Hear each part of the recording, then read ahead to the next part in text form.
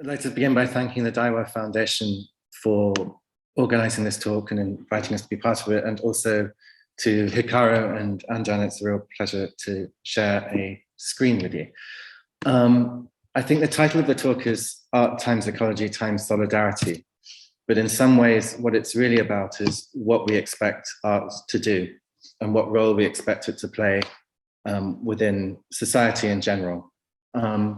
Traditionally in the West, and certainly in some parts of East Asia, there's this idea of art as a sort of separate sphere from the world, something that's the place for individuals to display their talents and their audience to marvel and adore it. And I think perhaps accelerated by the pandemic, there's been this idea that art should do other things, that it should build connections between societies that are distant or disconnected, that it should give voice to the people who don't have a voice, that it should tackle social issues, that it should tackle the ways in which history is a very subjective experience and its projection doubles down on that subjectivity. And there's been a general trend, I think, to considering these matters, like I said, triggered by the lockdown, but existing long before that. And I think this question about what art should do is still being worked out and fought over in a way, not least during the recent documenta, which I think we'll hear more about later. And I think Hikaru's work, to start with, explores this idea of who has voice, who has authority, how we connect with other people, how connecting with other people may or may not be a practice of art, as well as just a technique, and where that goes. So I'd like to invite Hikaru-san to begin with a presentation of his work. Max. Okay.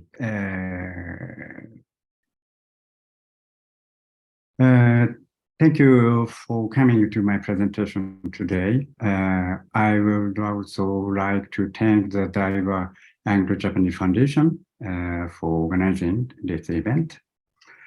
Today, I'm speaking from my home in Tokyo. It will be better if I could go to London and see all of you face to face as I give this talk. But that will have to wait for another occasion. Having said that, it was the emergence of COVID that caused me to realize the usefulness of strange technology, in which I speak to you while looking at my own image on the screen. It already seemed a long time ago, but please remember your lives in that environment when we are forced to close national border, to lockdown, and to engage in social distancing at that time. The very fact of isolation took the form of solidarity.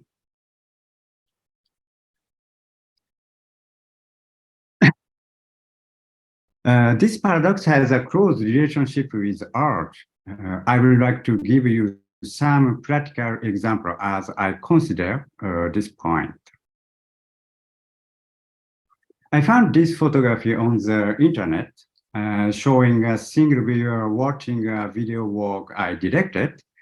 This is an exhibition space in Indonesia called Gudang Sarina. Yes, it's a cultural platform established in 2015 by today's guest, Luan Lupa. I took part in an exhibition held there the following year. At this exhibition, which was entitled Meta Learning, I presented a work called The Educational System of an Empire. In this work, I intercut classified footage of analysis of the Japanese education system carried out by the US military during World War II with video documentation of a workshop I held in South Korea. I made this work out of solidarity with my Korean friends.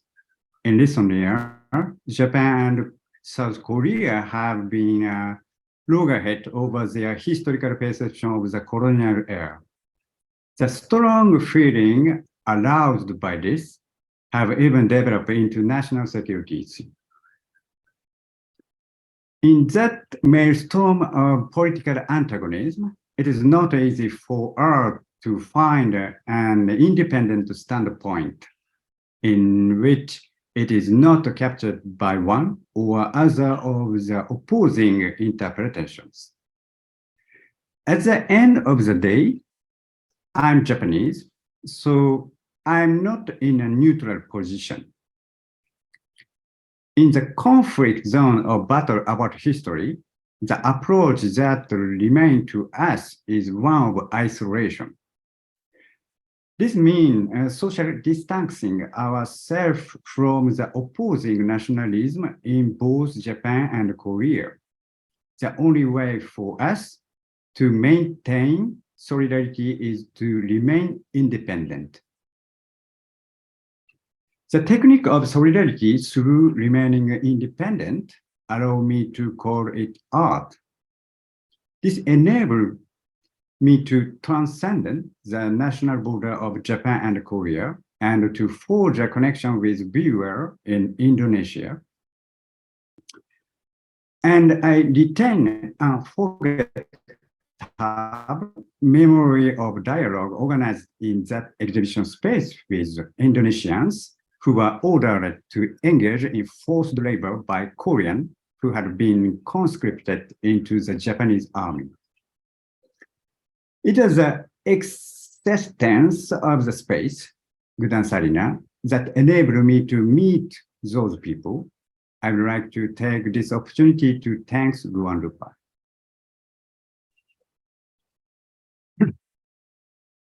My job is to imagine past catastrophe and try to prepare for the future. The skull in this photograph is around 2,700 years old. It was found on the coast at Athens, Greece. It dates from the period before ancient Greece became a flourishing democracy. If you look closely, you can see the cranium has been damaged by the blow. The bones were found of a large number of young people executed in similar fashion. Are their deaths related to the subsequent birth of democracy or not? I collaborate with Athenian archaeologists and anthropologists to try to reenact the scenario of a massacre on the same scale as the excavation site. To make this work called the primary fact, required collaboration not just with specialists, but also with a large number of ordinary Athenians. So,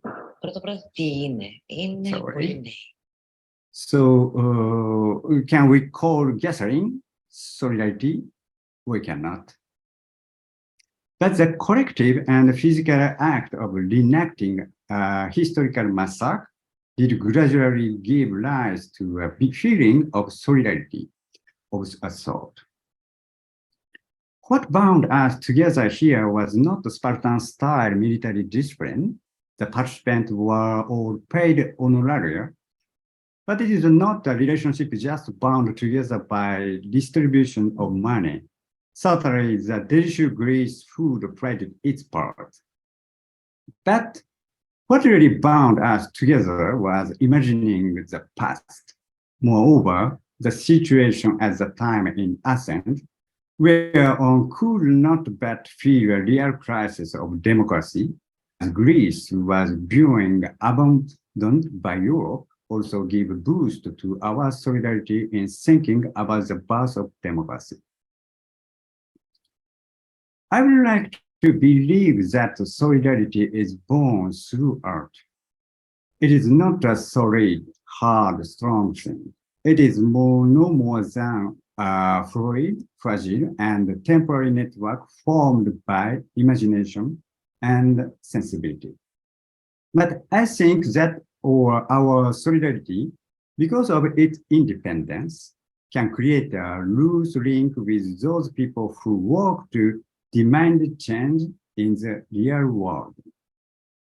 And I think that as various solidarity accumulated, their diversity may build a resilient society and gradually change reality. But it takes inordinate amount of time for human beings to change. The clearest proof of that is that the reenact massacre, which we are now looking at on the screen, it is still beginning repeated in various places all over the world. Today we have entered an era when people are killed by formation of attack drone. And at this very moment, for the first time in human history, Europe's largest nuclear power station has been turned into a military base by Russian soldiers. I can't avoid mentioning the nuclear power station accident that occurred in Japan 2011.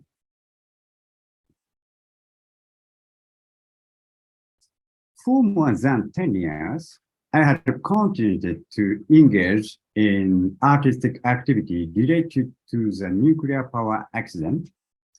I don't have a time to discuss all of them here, but I will talk about the approach I had pursued over the last 10 years, dividing it into three periods, namely immediately after the accident, the repair period, and the recover period. Immediately after the nuclear power accident, it is true that, as posited by Rebecca Solnit, people's goodwill was awakened by the large-scale damage, and this caused the emergence of utopia as a temporary phenomenon. But the nuclear accident, accompanied as it was by confusing information resulting from vague speculation about radiation, reveals another aspect of the human true character.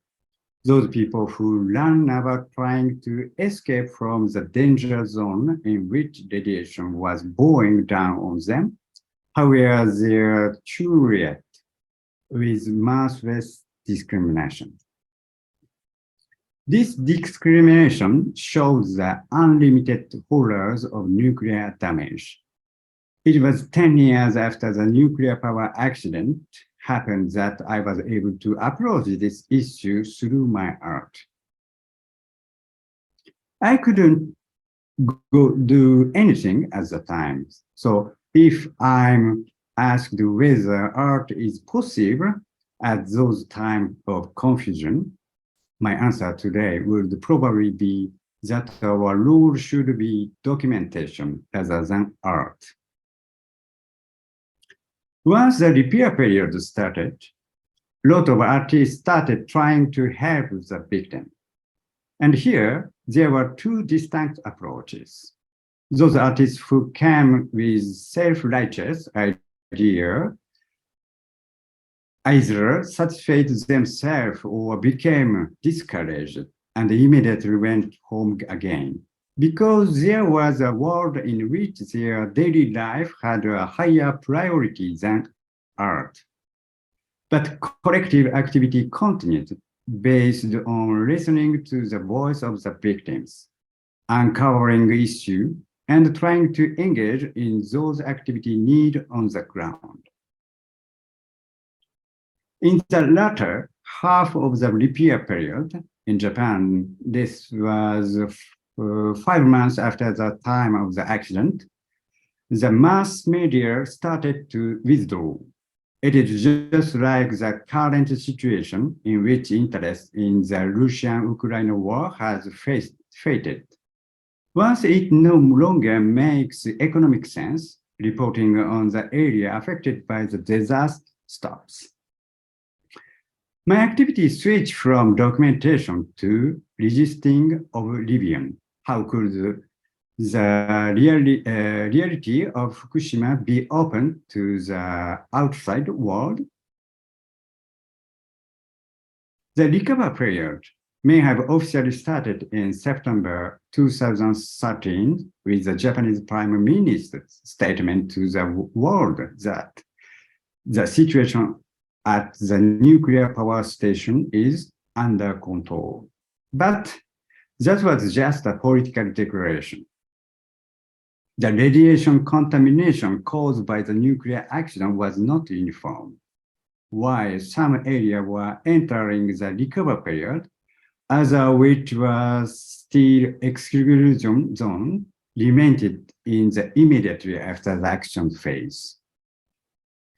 The government claimed that it had overcome the crisis, and its recovery narrative gradually started to create pressure to cover up a negative fact. It became an issue of how to sustain dealing with censorship and communicating the actual situation in Fukushima to the outside world. In my experience, simple humanism does not last long, and artistic expression of simple despair or hope fade away.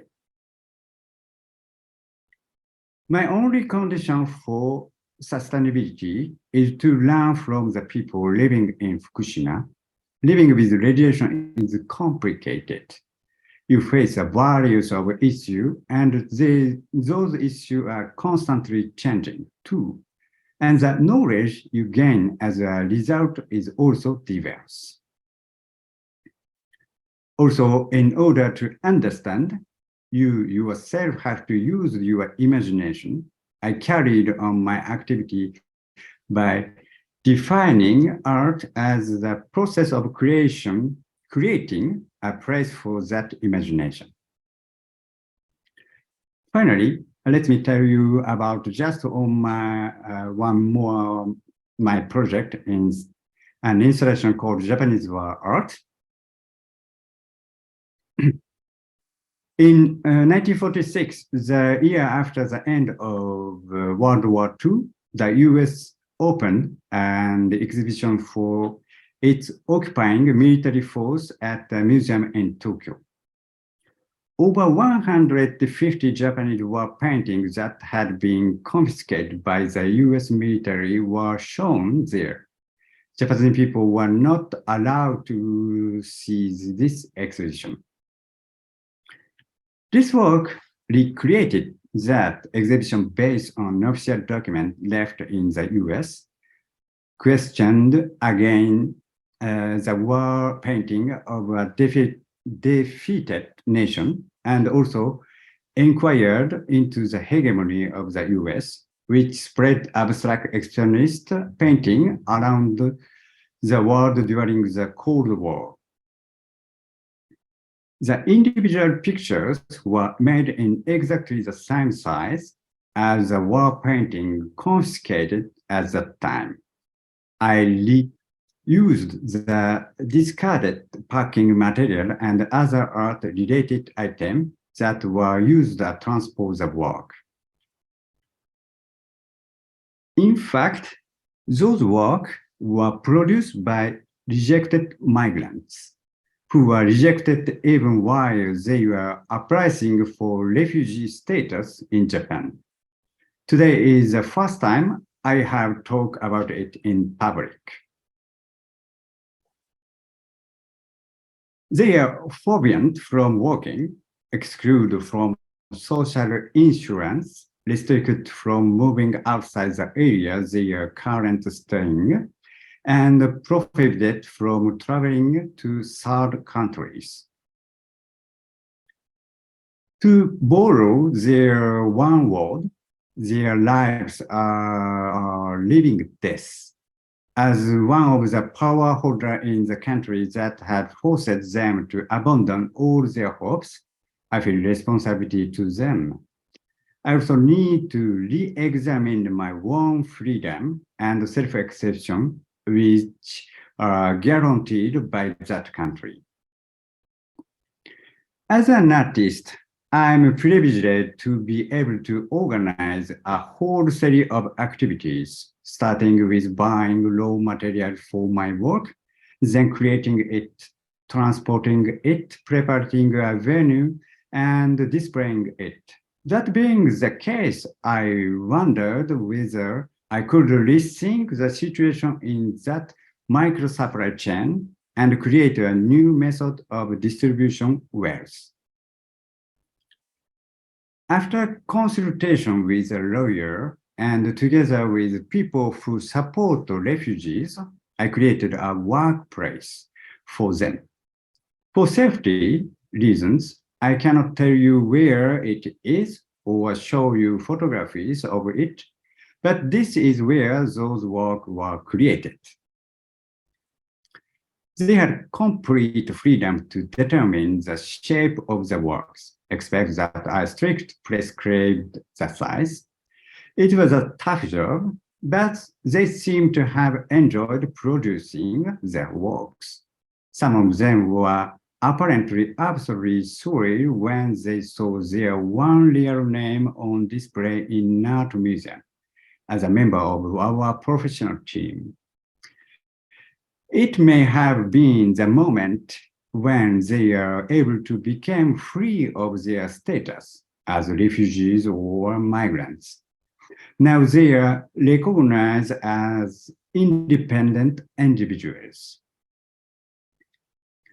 The problem was how to create a legal framework that would not turn the refugees into laborers and that would enable them to take action by having them created as work, as distinguished from labor by Hannah Arendt, while maintaining their safety. This was extremely difficult, and at the moment, this project is not sustainable. And even now, there is no change to the fact that they are in a living death situation. They are living a continuation of the world. Remember what I said at the start with the example of COVID? I paradoxically said isolation itself is a form of solidarity. The time has come to restate it in a truer sense. Let people know became isolated is a true form of solidarity. I will end my talk here. Thank you very much for listening. Thank you, Hikaru. I think that was a really interesting framing of what solidarity can mean within the context of art and how it shapes the art that's eventually produced. But maybe now I'd like to talk to Andan a little bit about his practice,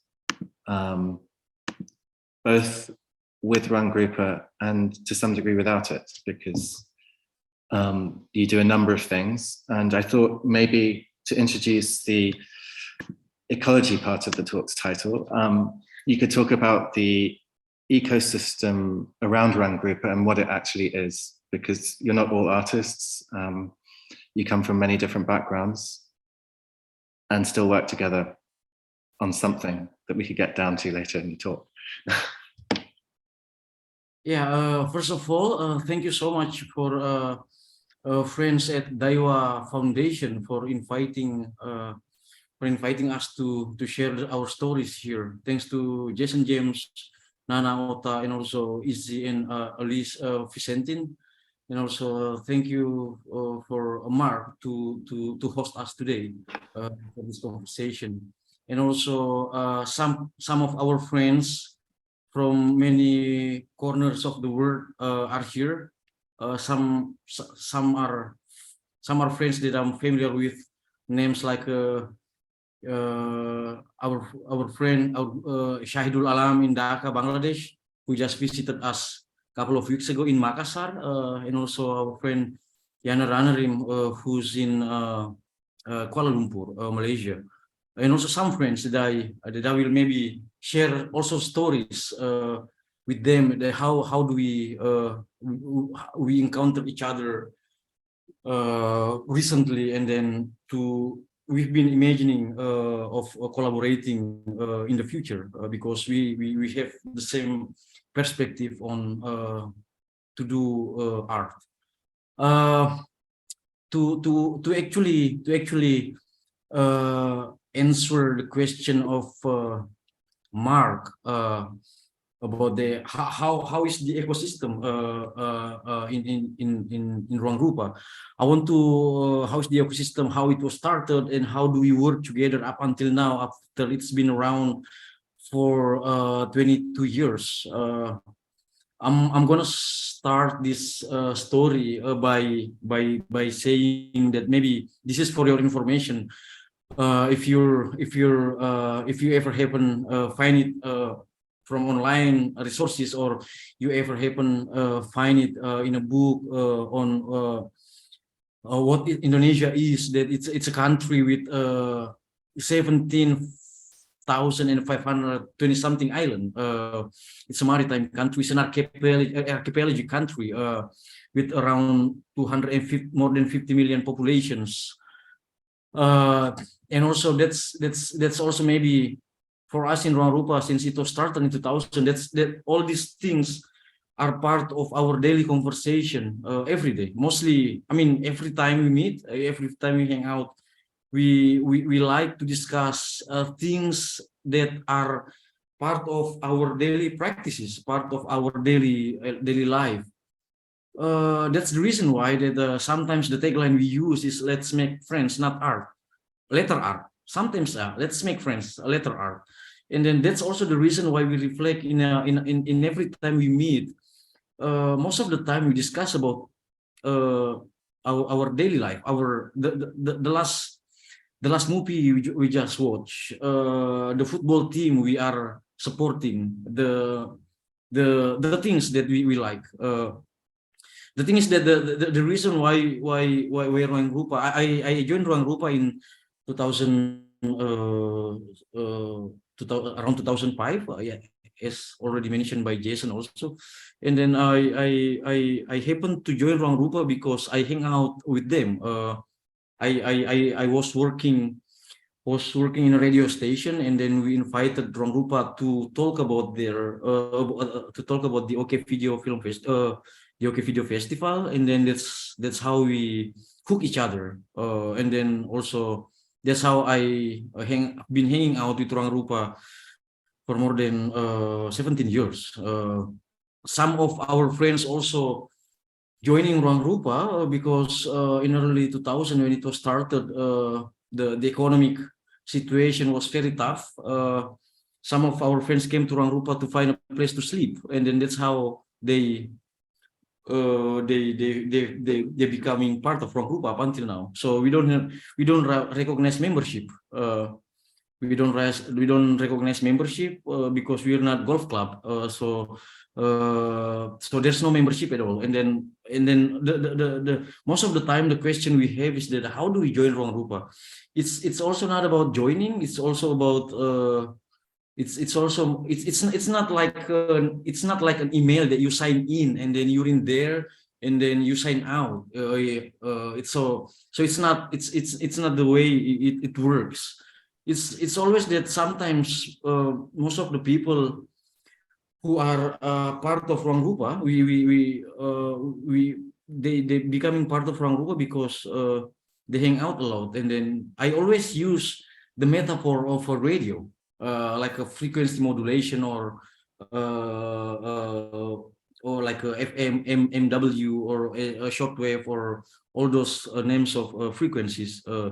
It's like that you tune in. So when we tune in, and then when we tune in the right frequency and then in the right wave, and then that's how we becoming part. So when you say the right frequency and the right wave, and you're talking about likes and dislikes, do you all have to like the same stuff? It's not about like and dislike because we're not Facebook. It's about it doesn't really like it doesn't really like you give a thumb if you like something, or you just turn down your thumb if you don't like something. But it's about that accepting. It's about accepting, and then it's about accepting, and it's about recognizing. And it's sometimes it's not always easy. It's not always easy because of what we believe is that people can come and go, but the ideas, they're supposed to be nurtured because those ideas are considered or recognized, recognizable his functions, his contribution to nurture the sanity, to nurture the way to work together, to face our daily life. That's actually that's actually, it's not about like or dislike. It's about accepting. It's about accepting, and also it's about letting go. It's about recognizing. It's about and it's most of the time that we always find things by hanging out. Like all the times we spend hours and hours and hours to hang out, and then suddenly that's how programs are formulated, because we hang out a lot. We know much better. We know much better because we spend times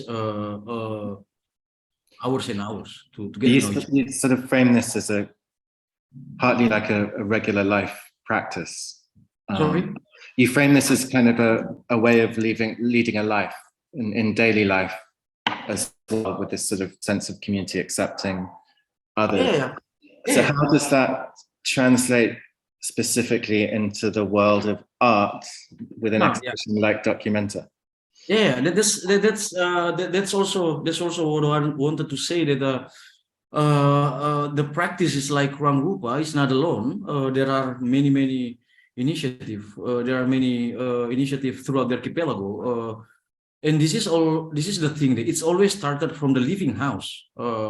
It's not like because why? Because we're living in a society. We're living in a society where categories are not applied, are not fully applied. The reason why those categories are not fully applied, because those categories brought by the colonizers in the past time. So it reminds me of brothers like with the Indonesia's fight for independence, all the debates about which language the fight should happen in. Because it's not that Indonesia has one language either. That's true. And then now we have Bahasa Indonesia is our language, and then every Indonesian you meet, they speak more than one language. That's why many of them, people are rich in languages. They can speak Bahasa Indonesia. They can speak the language from their own ethnicities where they belong to, or so what I said earlier is that the art practices like Ruang Rupa is not alone in the Indonesian context, but there are many throughout the archipelago, which it's always started from the living house. I'm sitting now in Makassar, where I'm sitting in an initiative called Rivanua.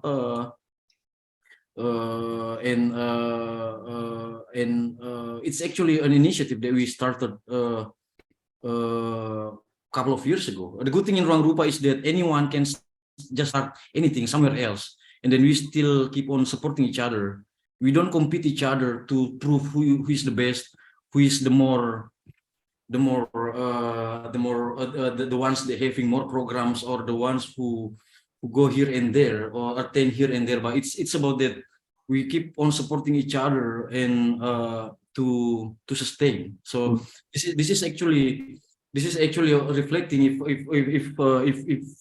If you visited Documenta, you see how it's reflected through the exhibition for 100 days, and then also that's the reason why we don't really see Documenta as a 100 days exhibition, but 100 days is only one part of the whole process. Since it was started in 2019, when it was announced that it's Ruang Rupa who will work Documenta, and then we came up with the idea of Lumbung, which is a sharing resources platform. So yeah. But in a way, I mean, I think talking about language, I guess in the language of art in Western Europe, this idea that you were going to show and practice a way of working or a methodology let's say, as opposed to focusing on artworks that existed separately from that, was maybe difficult to translate, do you think? Actually, it's not about difficult to translate. It's about maybe it's there are some difficulties for people to understand it, and it takes time. And I mean, it takes time.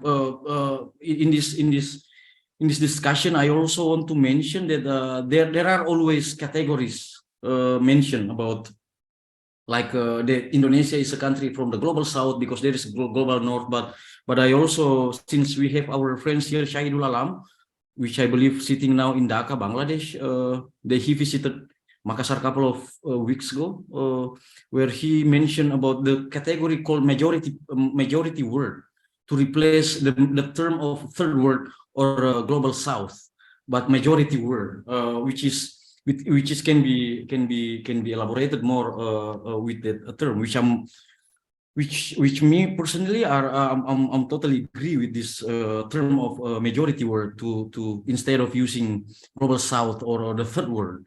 And then it's about that it takes time to understand. I mean, maybe people see it that because people are always saying that, oh, this is a new thing from the global south. This is new thing from the global south. And most of the people who say this are people who are so-called in the global north, which they say that, oh, we just this is new for us. And then for us, it actually is not totally new because of during the colonization era, they saw it. They people from the north, they saw it. They record it in the archive, and then they saw how people hand in hand together, sharing resources to fight against the colonizer. So it's not totally new in a global north context. So yeah, I think it takes time to take it. It's not about hard to apply it, but it's about that a willingness to accept or to an effort to understand. Yeah, maybe I've talked with some of your colleagues about it before, but it's an operating system that isn't practiced in places like Germany or the UK or large parts of Europe and the US. And that also takes time to get used to. Yeah, that's true. Yeah, that's true. As well as for us, it's still hard for us to understand why there was colonizations. Why there are countries who came to somewhere else to colonizing to survive. It's colonizing to continue life. It's totally weird for us, and it's still hard to understand until now. It takes time. And then When you've had lots of colonizers in Indonesia. Sorry? You've had a whole history of different colonizers in Indonesia. That's right. Yeah, that's right. That's true.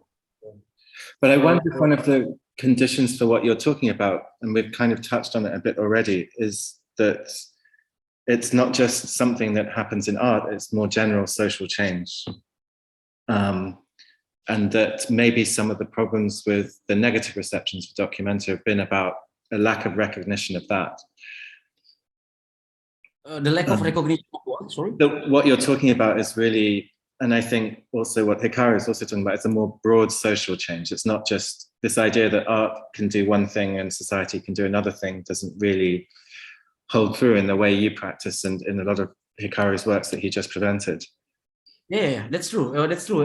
Including us, like in Ruang Rupa, we don't call ourselves as a curator. I mean, we never say that we are curators. But if people call us as a curator, and then they invited us to do a show, and then we'll do it based on the practices we have. Yeah, I guess even the experience of a colonized person is that you don't normally get to choose what other people call you. Sorry? I guess the general thing is that you don't get to choose what other people call you. Yeah. So that's the reason why when we were invited to do Documenta, what we did was to invite back Documenta to work on a practice called Lumbung. That's when they invited us. We invited Documenta back to work on a practice called Lumbung. It's not a theme, but it's a practice. And then because Documenta said, and then we share yeses, so that's the reason why. The basic reason why we did it, because also we said yes to do it. Yeah. A verbal contract. Yeah, of course, yeah.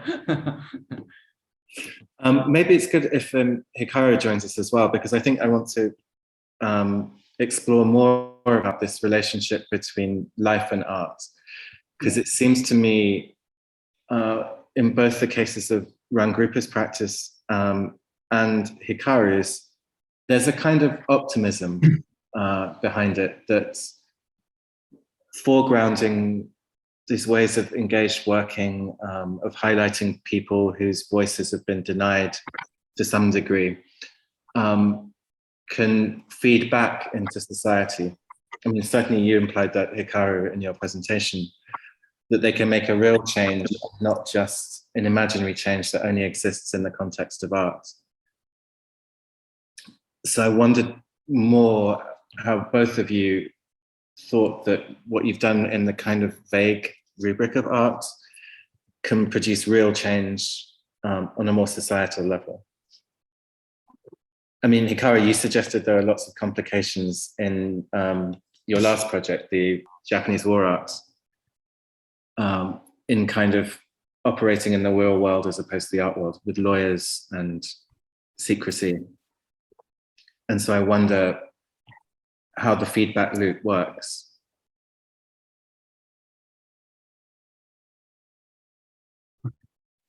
Good question. I'm sorry. I speak in Japanese, please, because it's very complicated. Yeah. 今、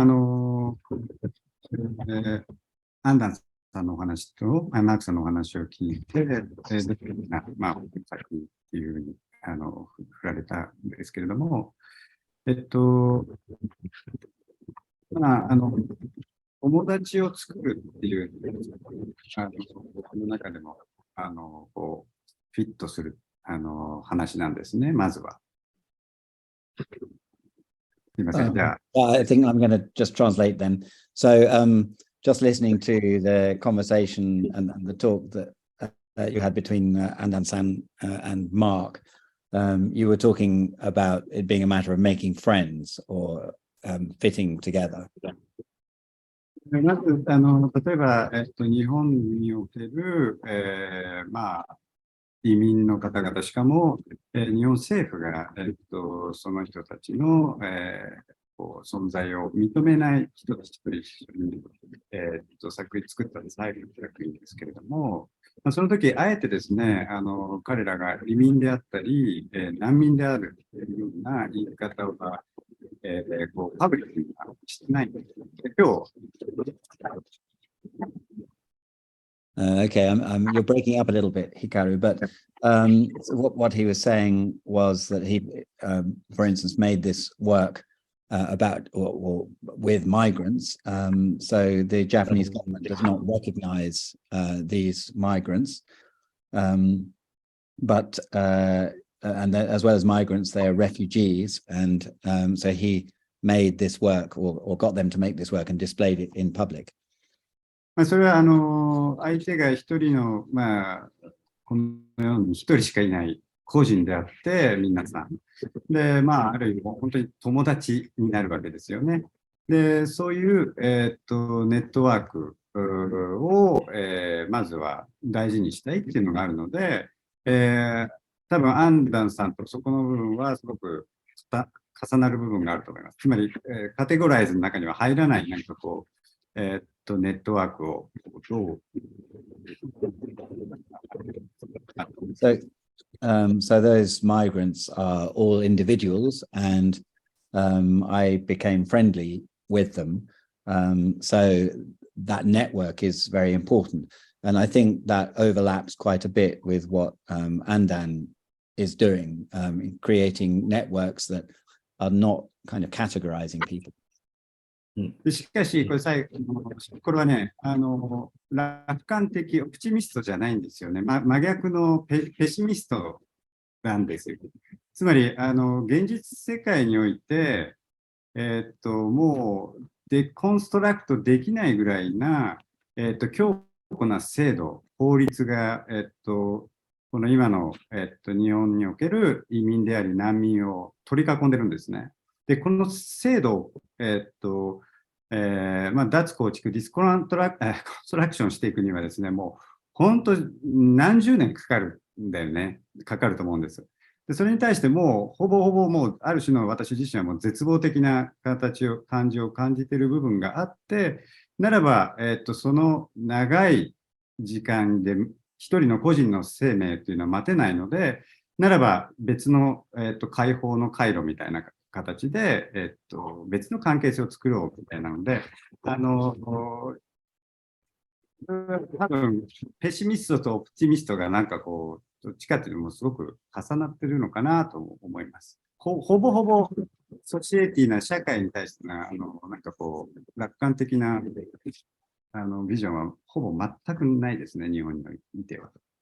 私は。So I'm not an optimist. I'm actually completely the opposite. I'm quite a pessimist about the situation. I think that in our present world, there's a very strong system which involves laws and that kind of thing. And the migrants or refugees are caught in this system. And because it's very strong, it's going to be very difficult to deconstruct this system. And I think that's something that will take decades. So I'm quite despairing about that. And obviously decades means that it's quite likely that for a lot of these people, it won't happen in their lifetime. So what I've been trying to do, they can't wait. So I'm trying to give them a different kind of opportunity for freedom.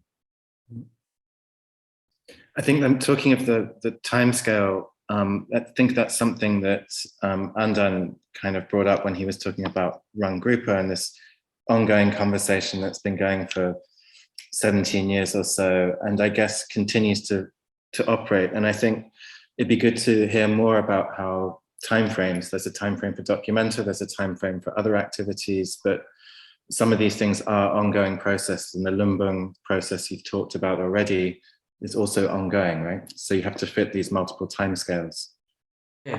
Yeah, because for us nothing is fixed. So because nothing is fixed in the timeline, so we always working in a very dynamic situations.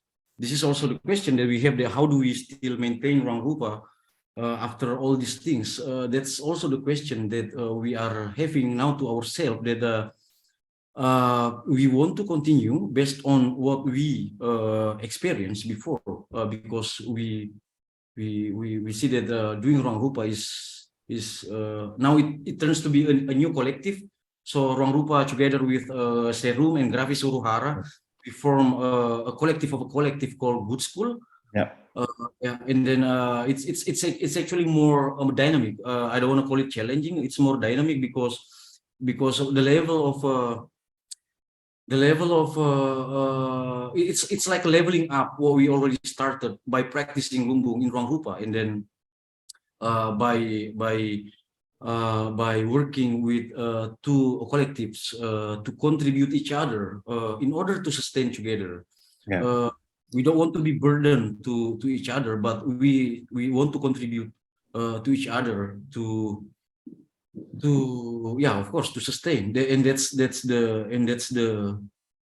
essence of Lumbung itself. That's what you're trying to do after the exhibition component of Documenta has finished? Is that something you want to try and do with the collectives you engaged with for that program? Yeah, of course, because there are now many discussions. Our friends who are joining, because as you also may understand that even though we announced around 56 names, artists and collective as a lineup, but we open the possibilities to extend the invitations. So there are around 1,500 people who participating and contributing in Documenta 15, and then that's how also we see that the possibilities of to work together, to practice lumbung as a way of working together, is very open with its own dynamics. Of course, it's not going to be always easy. It's not going always to be easy, but it doesn't mean that we are pessimistic. We're still optimists. But yeah, of course, it's still not going to be easy. But we're still optimists that to practice this of sharing resources among the art world, there are some possibilities that we can do to sustain together as a practice, as an ideas, as a human being, as a communities. So that's the reason why that now what's going on now, that everyone or any collectives try to visit each other to see the context where they belong to, and then to see the possibilities, what to do in the future, like for now this week in Makassar, some friends from Australia, some friends from some friends from a friend from French, but also, like I mentioned, that our friends came from Bangladesh a couple of weeks ago, and then there are possibilities. That's also the things that we want to keep on going to meet, like regionally. We in Asia, for example, or which is called South to South or majority world. We want to meet much more here. Because this is something weird that sometimes I meet a friend from Bangladesh or I meet a friend from Kuala Lumpur, but I meet them in Europe. Why don't I meet them in Asia? Like we have a friend here, Chuki Mamura. I met him in Europe. Why do not I meet him in Asia? Why do not I meet Why him? don't you? Sorry? But why don't you? In the That's right. past, why haven't you? Is it because that's it's lack of a framework, or? Yeah, that's why what we want to do is to keep on find the possibilities to meet here in a majority world. So yeah. I think one of the interesting things about the way the discussion is going, and I think it's something that Hikaru hinted at during his presentation, is that what we're talking about in part is a kind of end of the traditional art object, or the end point of art being a particular object that then becomes a sort of tradable commodity.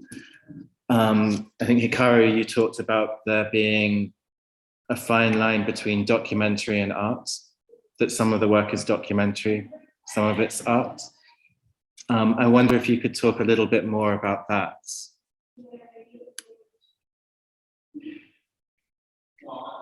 はい、多分そのアートが持つその形態メディア、アートが外に出た時の形っていうのは、まあ、私の中では、環境によって、変化していくのではないかなというふうに思っていますね。So I think that the shape that art takes is something that should be dependent on the environment in which it's produced. でまあ、例えば、震災直後、またはその1年間っていうある種の、混乱の時期にですね、例えばまあ美術館で展示って、まあ、なかなかできないっていうか、まあ、そこにどれだけの意味があるのか僕は分かんなかったんですね。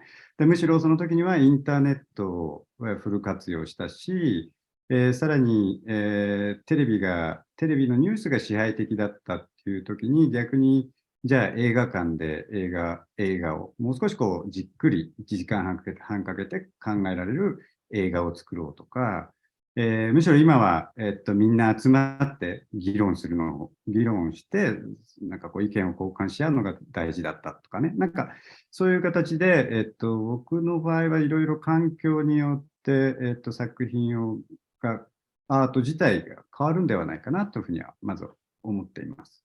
それは、美術であっても、ギャラリーや美術館以外の、なんか形態が、まあ、常にあるので、このことをですね、なんか自由に探せるのが多分、なんかコンテンポラリーアーティストの、なんか、ある種の、いいところかなというふうに思います。So, for example, in the period immediately after the big earthquake in Japan in 2011, for a year or so after that, it didn't really feel appropriate to be making art to be shown in art galleries. So in that period, we made full use of the internet. Also, during that period, the television news was very dominant. So I thought it would be better to make films to be shown in cinemas, where we'd have a fuller length of maybe 1.5 hours to look at things in more depth. Or in a different kind of environment, it may be appropriate for everyone to get together and hold discussions like this. So I think that even though it's still art, it may not always be appropriate for it to be shown in art galleries or art museums. But really part of the definition of contemporary art, I think, is that it's searching for what is the right medium to be using at any given time.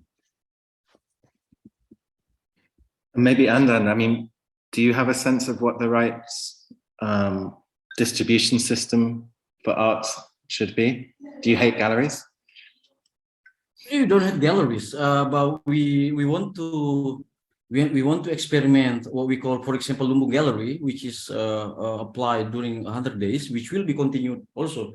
We do in Ruang Rupa. We even have a Ruru Gallery, but the way we do gallery in Ruang Rupa is that to present the works of new emerging artists who are not recognized, who are not much recognized by the art market.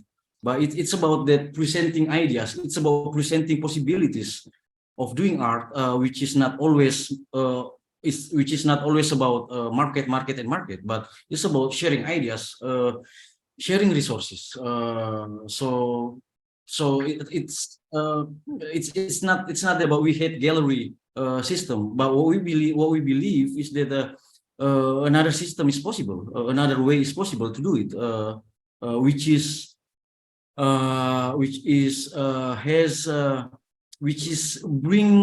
can bring advantages for everyone who are part of the Lumbu, of the barn. Yeah.